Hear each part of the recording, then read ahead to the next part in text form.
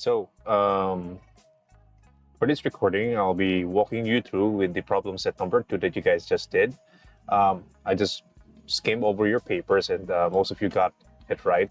And I hope it was a wonderful review session with you, and remembered some practical applications way back in thermodynamics about cancellations of units. You're doing your unit analysis properly, and I'm really happy that you guys still maintain that discipline. And then I'm happy that you guys are maintaining 4 decimals, or at least 3 to 4 decimal places when you're using constants, when you're writing down your solution, and then rounding them off with 2 decimal places at the end. So I'm really happy with that. So, and then most of you have a very well written and really aligned equations setting up the given, the required, the what's being asked of the problem, and then your solution to the problem as well. So yeah, most of your papers are very well written, and then some of you for the last remaining item, I think that's 3-68. So some of you drew a free body diagram. It's not exactly unless I said so during the problems, but it definitely will help you in terms of understanding where your forces are, definitely. So in the quiz, I'll definitely give a point for that, definitely. So, and I'm gonna make that a requirement, and only if it's applicable, because some of the problems doesn't warrant a free body diagram, as you would understand as well. Sometimes the solution or the explanation as to how you came up with the solution is enough.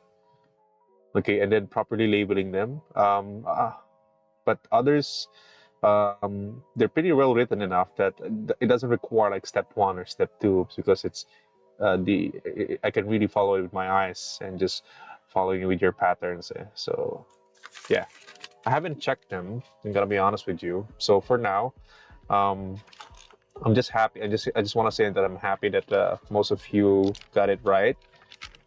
I think all of you got it right. So I haven't really checked, but the way I'm seeing it, I think you have a good grasp of how it's being done. I may understand that the hydrostatic forces may be a lengthy process. So, but it's definitely an easy one once you understand the breakdown of it. And I do hope that you are memorizing your moment of inertia, especially for regular objects like rectangular prism, triangle, or circle. So let's go with it.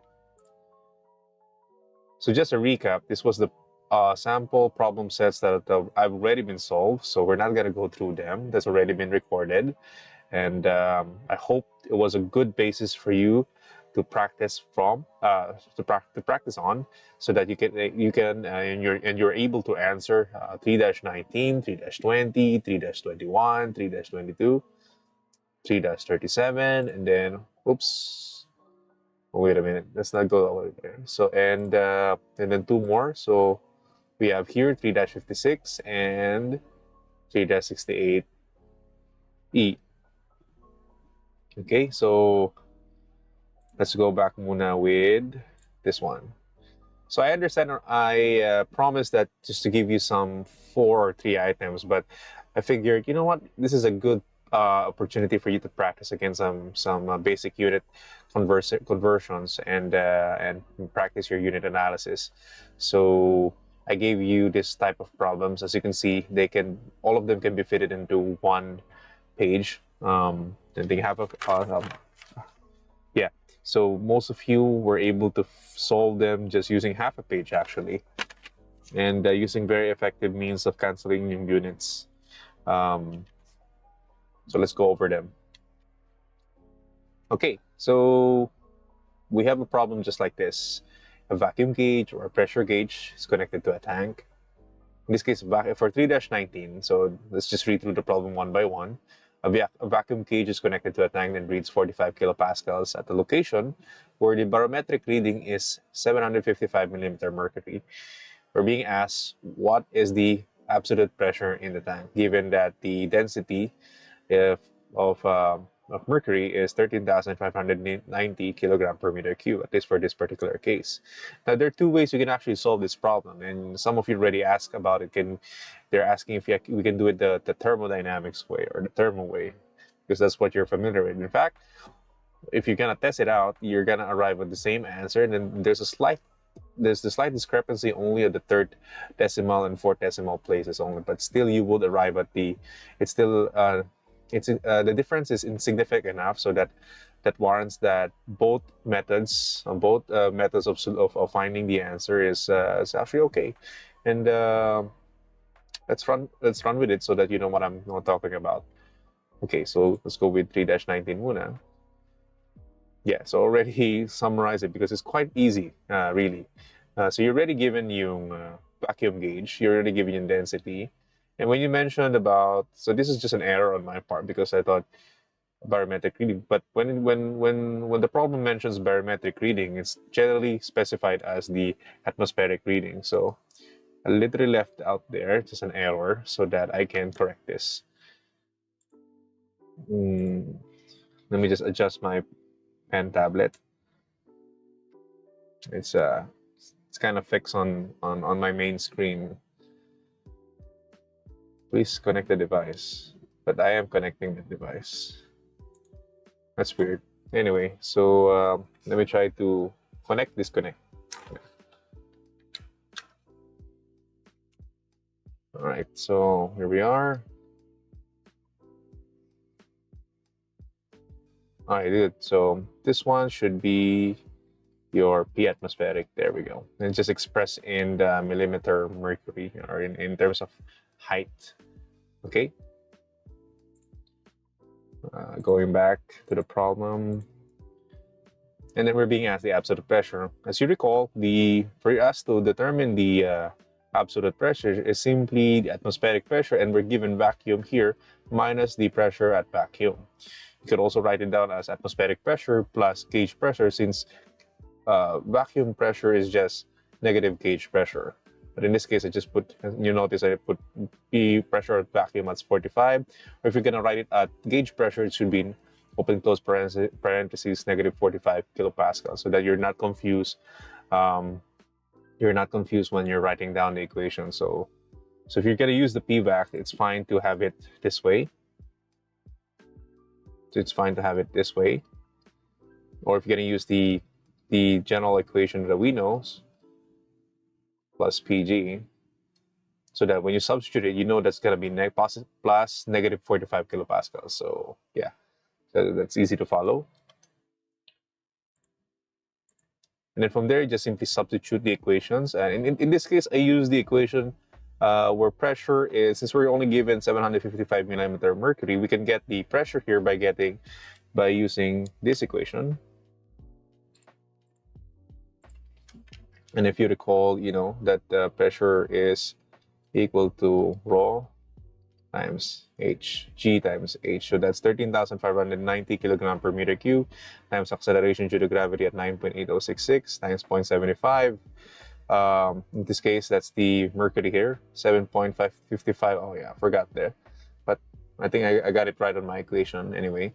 And then divided by 1/100, so that the newtons will cancel out, and then what will remain is kilonewton per meter squared.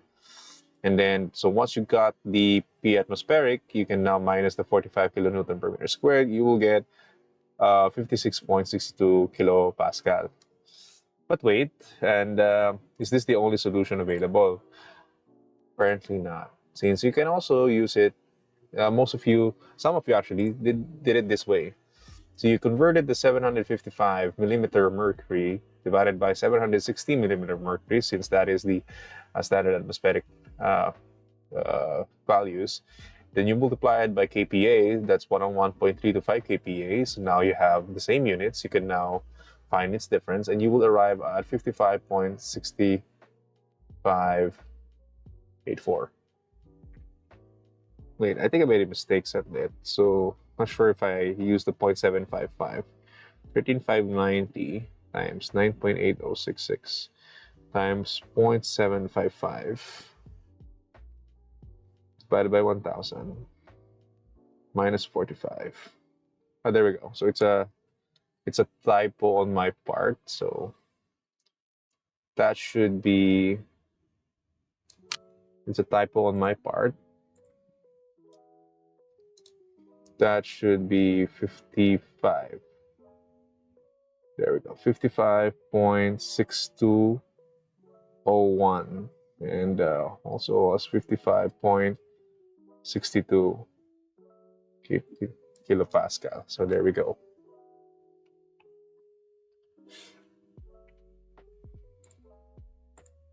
Okay, so either solution is okay.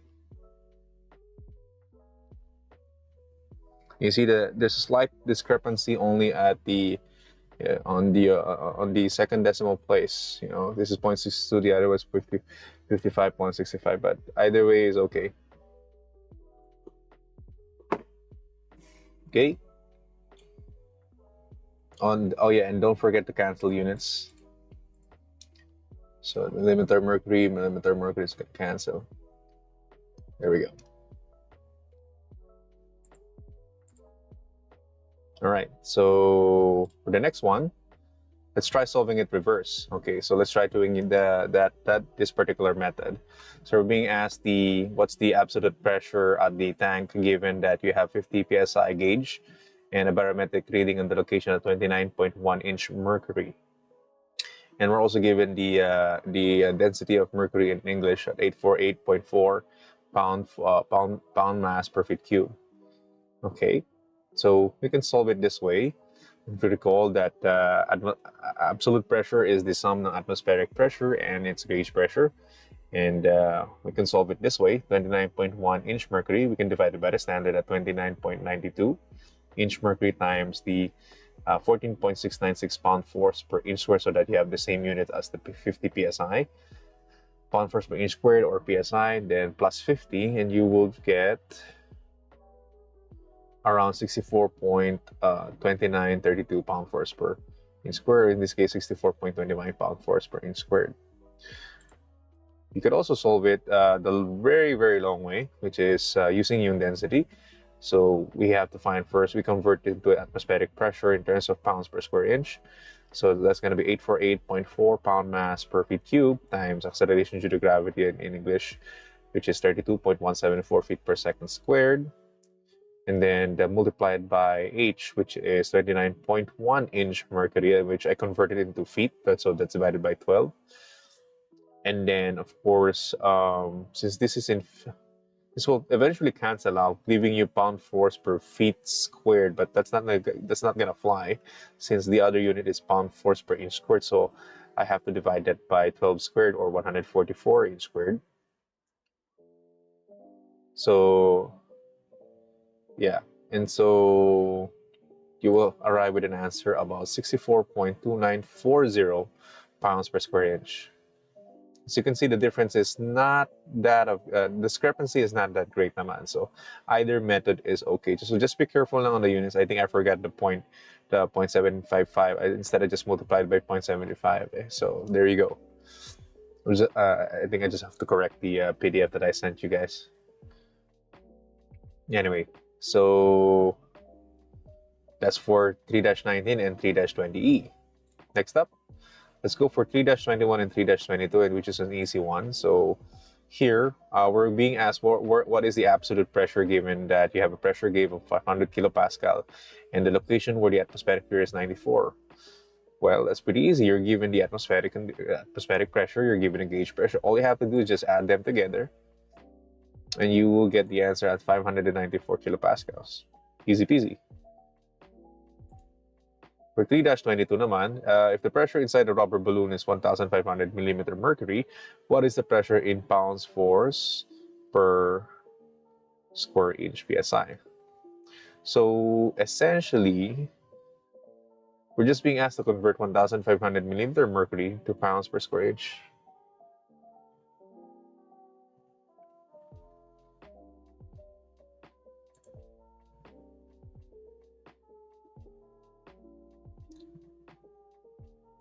And the answer here is just like here, 1,500 millimeter mercury divided by the standard at 760. And you will get 29 psi, 29.052 psi. Wait a minute.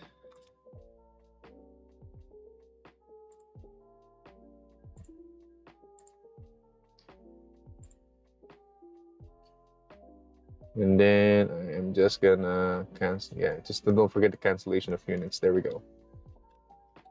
So yeah, that's for the first set. We have one more for the first set, which is this one. Okay, now for the last item for the page 1, that's 3-37, we have here a manometer containing oil with density 850 kilogram per meter cube and is attached to a tank filled with air. If the oil level difference between the two columns is 150 centimeters and the atmospheric pressure is 98 kilopascals, determine the absolute pressure of the air in the tank. Okay, so let's try identifying muna ano meron tayo. So we're being asked ano yung absolute pressure sa tank. And we're given with the density of oil at 850 kilogram per cubic meter. And then we have a height difference of oil level height difference of 150 centimeters. So I'm just gonna put them as H equals to 150 centimeters dito and an atmospheric pressure of 98 kilopascal. Okay, and to help us understand, let's try and visualize ano ba itsura nito, okay? So you have a manometer containing oil, and usually ganito naman yung drawing eh. Something like this. So you have yung air, and we're trying to find yung pressure here. And then you're given yung atmospheric pressure dito. Okay, and then, pero we're given yung reading of 1.5 meters or 150 centimeters, okay? So that's technically yung, there's definitely pressure being exerted here kasi whatever yung fluid nito is being pushed by this pressure. Hindi ko lang na differentiate yung color, but that's your level of oil dito being pushed by whatever pressure gauge dito. Okay, and we're being asked to find yung absolute pressure. So how do we do that? Remember, yung solution natin for absolute pressure is simply the sum ng atmospheric pressure and ng gauge pressure. However, you can also find we don't have any gauge pressure reading, but we do have yung oil level difference between two columns. So in this case, we're given yung 150 centimeters, and if you recall, the pressure can be identified by simply multiplying the density of the fluid, of the in this case liquid, times acceleration due to gravity and the height difference, which is 1.5 meters or 150 centimeters. So substituting that equation to our original equation, we will have atmospheric pressure plus the sum and the plus density of oil times G times H. Substitute those values and we will have 98 kilonewton per meter squared, that's kPa here, plus 850 times 9.8066 times 1.5 meters, and the end product here is going to be Newton per meter squared or Pascal. So I converted that Newton to kilonewton, and we will have about 110.50 34 kPa, or in this case 110.50 kPa. Yeah, so there we go. All right. Okay. So yeah, I forgot to put some animations there, but yeah. So with this particular, wait, let me try putting animations here muna.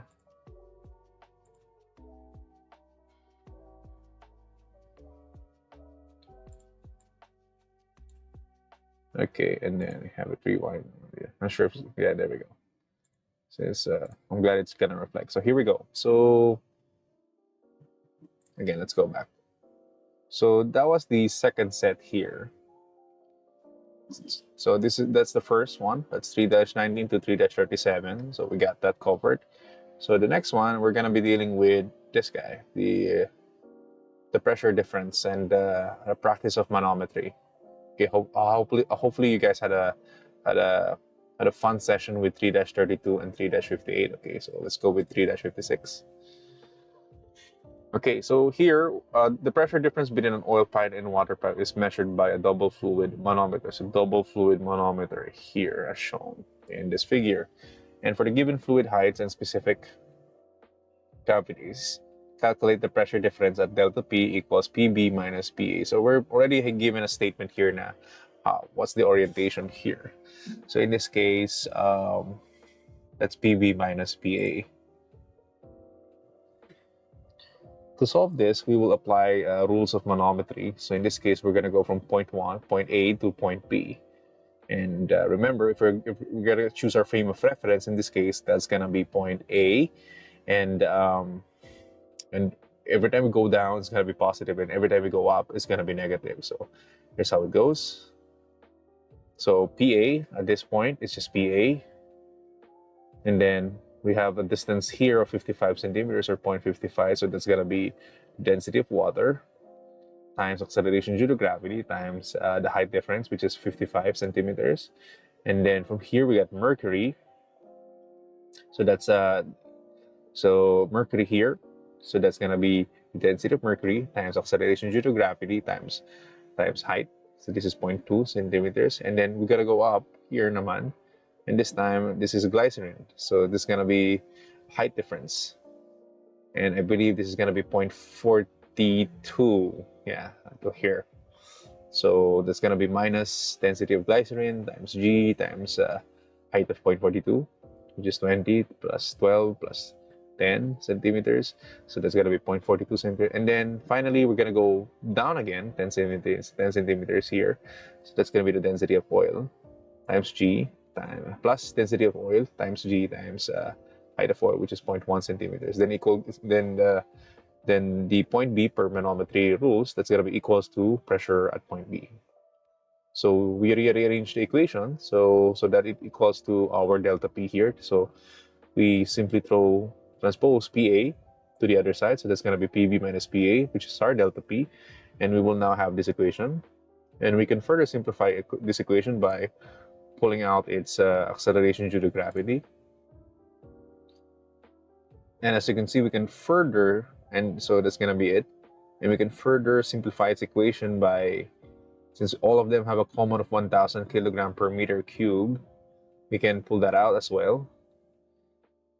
And this is now our simplified equation here. So we just simply have to get the product of this 9.8066 times 1,000 kilogram per meter cube, and to get the sum difference of this. So that's 0.55 meters plus 13.5 times 0.2 minus 1.26 times 0.42 plus 0.88 times 0.1 meters. And eventually we will, this is in meters, this is in newtons. At the end of the day, I have to convert this to kilonewtons, but then I would arrive at 27,544.77808 Newton per meter squared, which is technically 27.54 or kilopascals. So notice that delta P is positive dito. It just only means that the pressure at point P, the manometer point B, is greater than the pressure at point A. Yun lang naman yan. Technically, it's just I'm not gonna fully check it. I just want to see what your observations are. So some of you did it the other way around. And arrive at a, di ko lang bakit naging negative, pero it should be positive, technically. If it's negative, then you started at point B and moving backwards. That's gonna be point B minus oil plus tow, and then the mercury here is gonna go up. So that's gonna be minus and then another minus T-tow. Then equals to PA. So your answer should, if you went from point P to PA, your answer will be probably negative 27.54. But if you explain to me that it's negative because it must be that the pressure at point B is greater than point A, because if it's gonna be the other way around, that's gonna be PA minus PB, and you will definitely yield a negative answer nga naman dun. Okay? And last but not least is item 3-68E. Okay? Let's just go back just to see the rest of the problems dito. So I'm not gonna be, this is really weird because I did not agree on how the author solved it, and we have a very clear definitions of what center of pressure is and what center of centroid is as well. So I'm probably not gonna be using this on the exams. So this one, but this one I'm pretty confident as well. I'll just have examples for 3-74 and 3-77. So I'm probably gonna be leaning towards that. Okay, and I already gave you a sample problem of 3-68 in the SI units, but this one is in English naman. So it's quite a bit of a, I just threw in a bit of a challenge here so that just to see how you are with your unit conversions again and unit analysis. Okay, so let's go try for 3-68. So let's read the problem. And 3-68E, we have a long solid cylinder of radius 2 feet at point A. So we have here 2 feet. And this is a cylinder. And if you recall my sample problems, I drew a different version of this. So I show you a 3D version and how would it look like in 3D. So there's a cylinder here. We're just looking at the side view here, a cross section of the this particular dam, okay, this particular gate. So when the water level when the water level reaches 15 feet, the cylindrical gate opens by turning the gate turning about the hinge at point A. So it turns up. Okay. So we are to determine A, the hydrostatic force acting on the cylinder and its line of action when the gate opens, and B, the weight of the cylinder per feet length of the cylinder. And we're gonna assume that as 1 feet, just to get, okay? We're given additional information here, so I already gave you there. You should already know this by now, and because these are pretty standards naman. Intensity of water in English, 62.4 pound mass per feet cube. Acceleration due to gravity is 32.174 feet per second squared. And of course, the conversion factor, 1 pound force is equals to over 32.174 pound mass in feet seconds squared. Okay? So let's proceed. So that's defined, that's the required. And then so the first step here, if it were to me, I'm just gonna draw it lang muna, no? So I'm gonna go on FPD here. Well, it's not exactly a diagram, and it's not a free body diagram, but I'm gonna do a diagram dito. And I know that's gonna be 15 feet, and I know this is gonna be the forces. And in this projection, so we have a classic case of submerged vertical projection here or plate and a horizontal one. So from there, you know yung equations. So, and then from here, you have yung reactions, yeah, which is yung horizontal forces and yung vertical forces to get yung resultant force. And at a certain theta. So we're supposed to find that out. Just to zoom it in lang, ito yung tsura niya.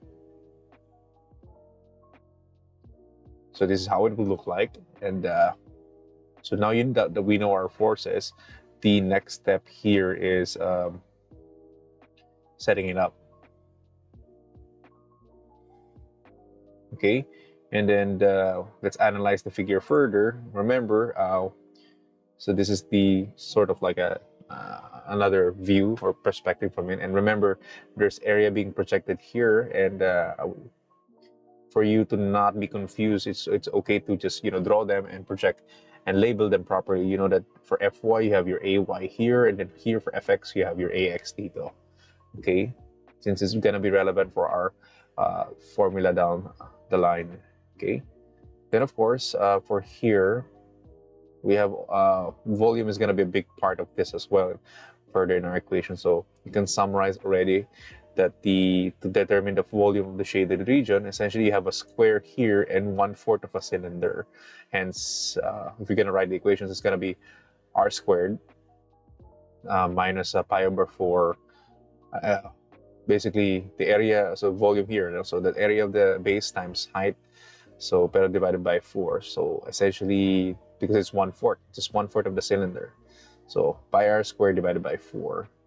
And then since the common factor for the width is 1 feet, so we're gonna do per feet length dito. So I just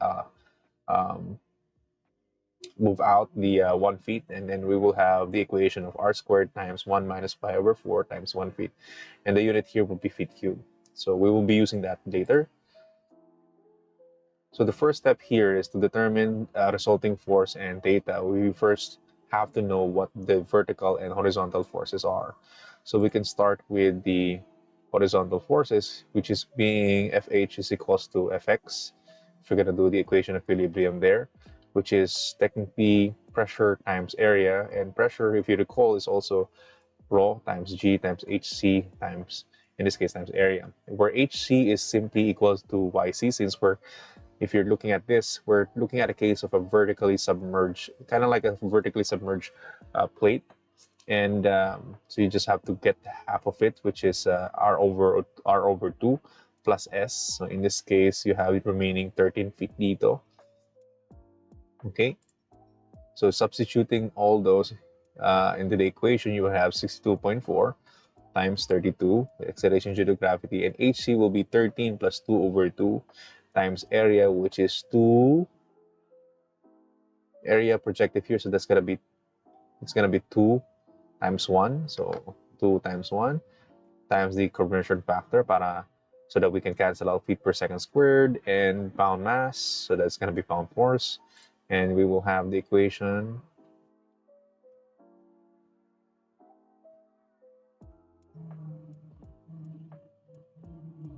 I think everything's gonna be left here except for everything's gonna be canceled except for pound force.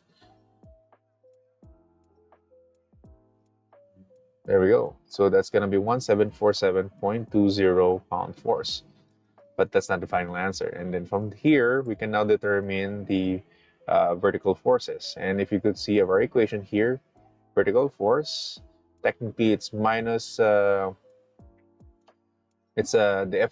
double here is going to be negative since it's against the line of action of Fy. So that's Fv equals to Fy minus W. You will achieve the same equation when you're using the equation equilibrium principle. So I just equated it to find the vertical force. So where Fy is simply rho times GHCA with times the projected Ay here. So this time it's still 2 times 1. Okay, and then of course weight can be converted into mass times acceleration of gravity, where mass is also density times volume.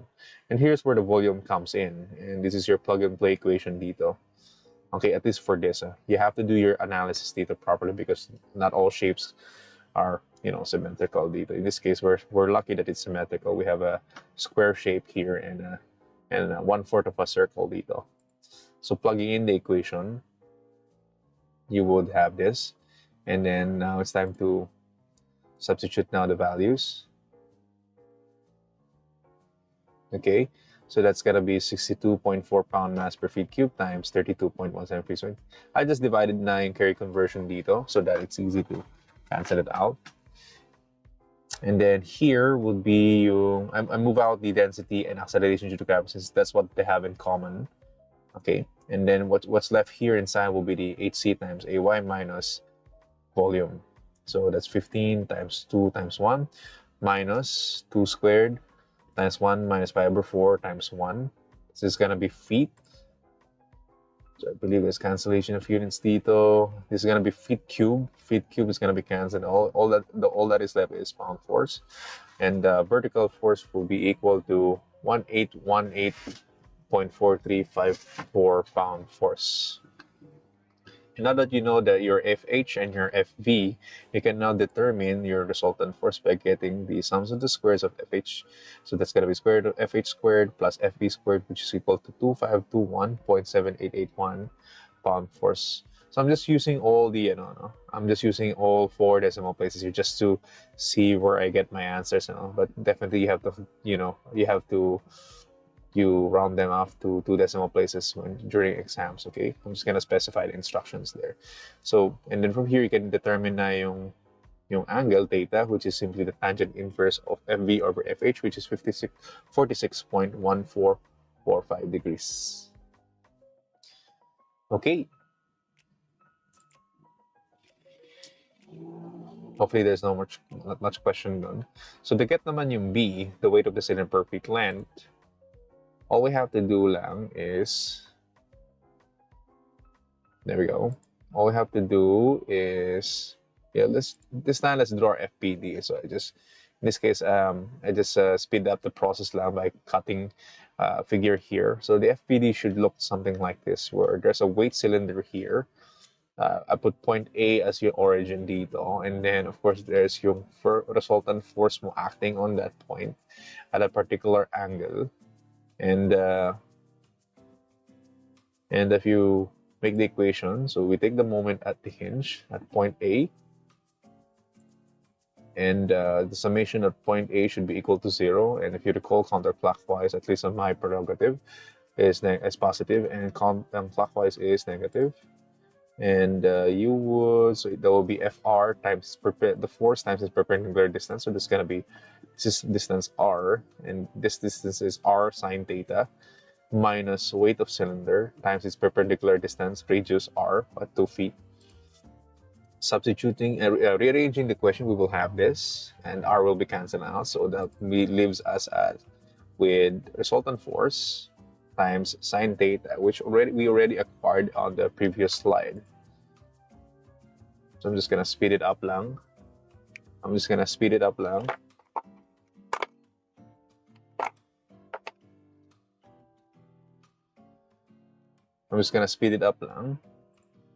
And be able to achieve this answer. Okay, medyo mabagal siya. Sine theta. Okay, and we will get the weight of the cylinder at, there we go, 1818.4354 pound force per feet. So apparently the author loves to round off, so I find this answer more acceptable. 1818.44 pound force. So that's better than. In this case, that's gonna be pound force per feet. Okay, so that's technically it for your problem set number 2. So I hope you enjoyed solving the problem, and it provided you a certain level of review for your upcoming exam number 2 for the following week. I know you guys have another exam for this week, so good luck, and hopefully this recording will help you in your review and your upcoming assessment. Hope you enjoy.